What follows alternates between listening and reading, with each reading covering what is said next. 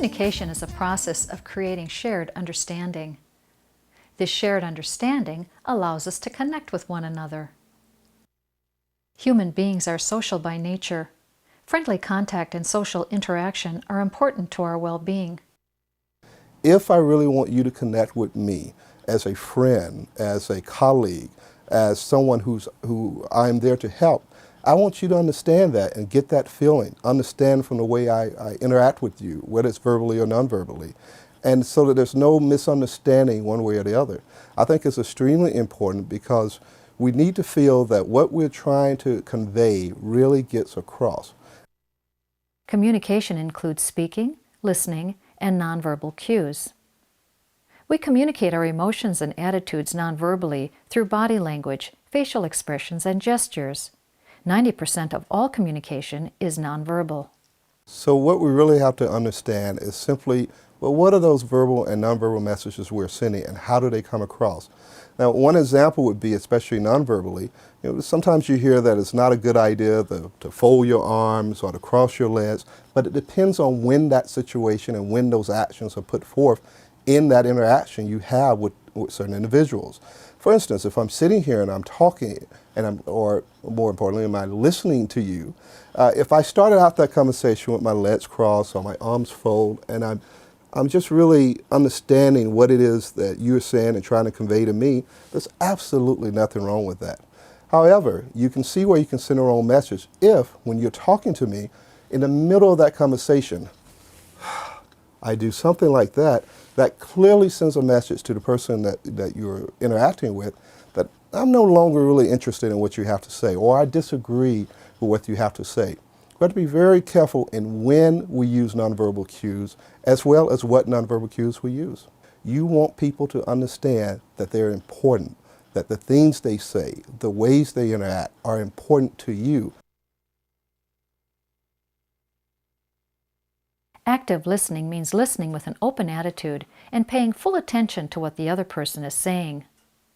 Affirm what the person is saying by nodding in agreement.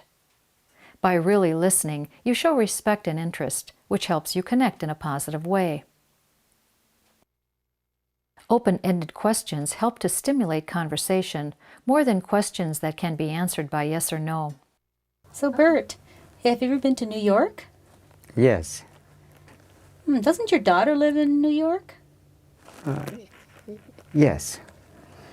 So tell me more about your trip to New York. Well, it was a long time ago. I think in the 50s. You draw the person out and help him or her to share more fully.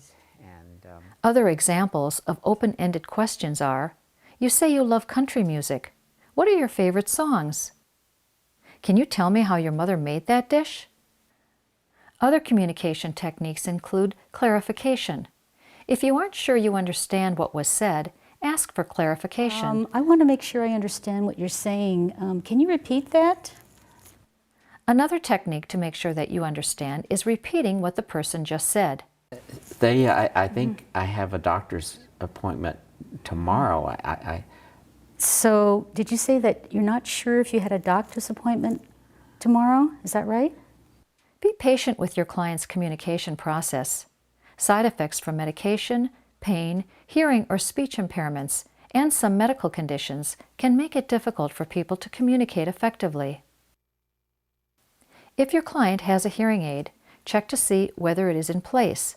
Face him directly and get his attention before you start speaking. Do not chew gum, eat or drink while speaking. Keep your hands away from your face while talking. Speak in a normal fashion without shouting.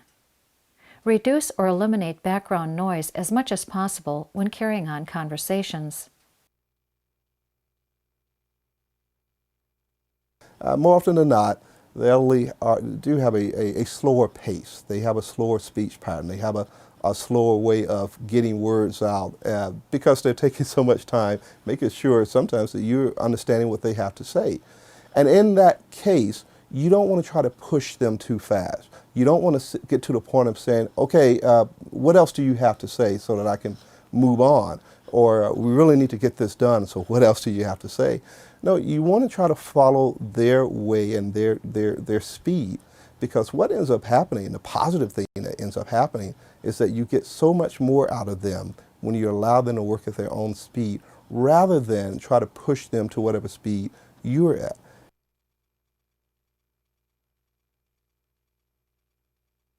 So there are those times when you're going to find yourself in uncomfortable conversations, when the person you're interacting with will bring up things that you don't feel very comfortable talking about. And you really have to understand how to take the conversation away from that point. And it's okay. It's okay to say to a person, you know, I just don't feel very comfortable talking about that. I don't mean to offend you, but if we would, let's change the conversation. And I think that's a very positive thing, because what it does is give that person the opportunity to understand that I hear what you're saying, I understand what you're saying, but I don't feel comfortable interacting in this way. So let's move away from that. Well, at some point, you'll probably find yourself in a situation where someone is going to share with you something very emotional to them, whether it's death or thoughts of death or a long illness that they're having or such things like that. And they really are looking for someone to just listen to them. Because so many times we don't have just that person we can have as a sounding board, someone that will listen to us and help us work out things or work through things on our own. Remember, you're not there to solve their problems. You're going in to make a difference in someone's life. You're going in to do something that's going to bring about peace and joy to them. And you communicate that simply by the way you present yourself, the way you present, the way you listen, the way you use nonverbal skills in the sense of not closing yourself off to them. You are going to be someone that will change that person's life for that day or maybe even for the rest of their lives. One of the most important things in working with older people is not bringing ageist attitudes to our work and relationships with them. Ageist attitudes are really stereotypes in our society about older people that really are not true for everybody.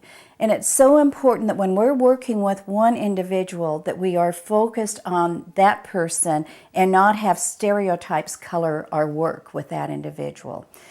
Many stereotypes exist. Perhaps number one is that all older people are senile.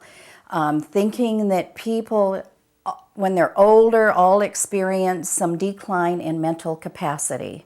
Other stereotypes are that older adults are useless and really do not contribute to their family and community. Yet we know many older adults are very involved in their communities. In fact, talking about families, we have many older adults that are actual parents to their grandchildren. A common stereotype is that older people are sexless, that they aren't interested in intimacy or sexual involvement, and yet we know that as people age, the need, the feelings in terms of intimacy and sexuality do not die. As one older gentleman told me, he says the fires are still burning, and he was 93. Another common stereotype is that people as they age tend to get irritable, grouchy, and are not fun to be around. There are some older adults who are maybe more difficult to be around and are irritable, but there's usually some underlying factors. Perhaps they're in a lot of pain, they're dealing with multiple health issues, or sometimes they may be just depressed. But aging itself does not result in greater irritability and grouchiness. A common stereotype about older people is that everybody who's older has hearing loss. How that affects communication, if we believe that, with every older person we have contact with, we may tend to talk louder at them, raise the pitch of our voice, which makes it even more difficult for that person to hear, or we think they will hear better if we slow down and exaggerate. What can happen when we begin communicating with an older adult, especially one who is frail, on the basis of stereotypes, is that we start communicating with them in what we consider childlike ways.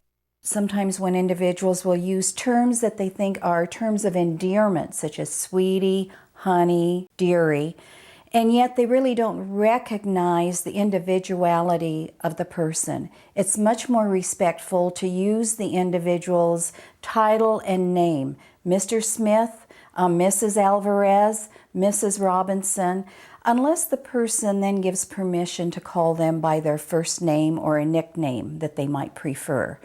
Sometimes too we may be using child terms and asking an individual to do something, and to say, for example, do you need to go to the potty, is really not respectful of this individual as an adult. So basically, we want to speak to that older person no matter how frail that individual is, no matter how old that person is, just as we would talk with another adult.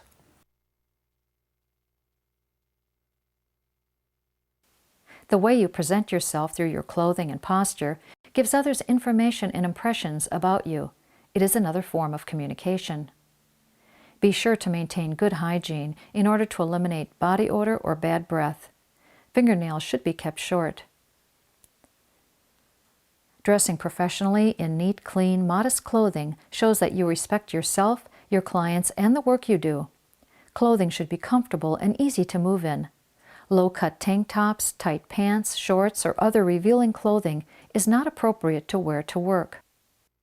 Keep your makeup and jewelry simple. Positive communication becomes natural when you use techniques such as active listening, asking open-ended questions, pacing, and clarification. Clear, respectful communication is a powerful tool that allows shared understanding, rapport, and trust. Learning to communicate effectively has many long-lasting benefits for you and your care recipient.